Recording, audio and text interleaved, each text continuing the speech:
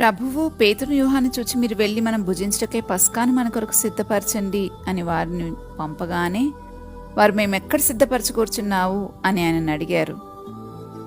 అడగగానే ప్రభువు వెంటనే చెప్పారు, నీళ్లకుండ మోసుకొని పోచున్న ఒకడు నీకు ఎదురుగా వస్తాడు, అతడు ప్రవేశించిన ఇంట్లోకి అతని వెంట వెళ్లి బోధకుడు అడుగుతున్నాడని చెప్పి పస్కాను భుజించటానికి విడిదిగది ఎక్కడా అని అంటే, అతడు సామాగ్రి గల ఒక గొప్ప మేడగది మీకు చూపిస్తాడు, అక్కడ సిద్ధపరచమని చెప్పారు. వారు వెళ్ళి ఆయన తనతో చెప్పినట్లు కనుగొని పస్కాను సిద్ధపరిచారు.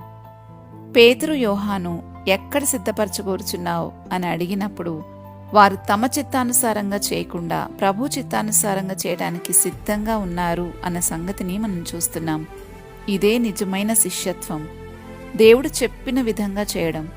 వారు తమ ఆలోచనల ప్రకారం కాదు, ఆయన మాట ప్రకారం చేశారు. అందుకే వారు ఆయన చెప్పినట్లు కనుగొన్నారు కూడా. ఇది మనకు ఒక గొప్ప సూత్రాన్ని నేర్పిస్తుంది. దేవుని పని దేవుని విధానంలో చేసినప్పుడే అది సఫలమవుతుంది అని. సామాగ్రిగల ఒక గొప్ప మేడగది ఎక్కడుందో ప్రభుకే తెలుసు.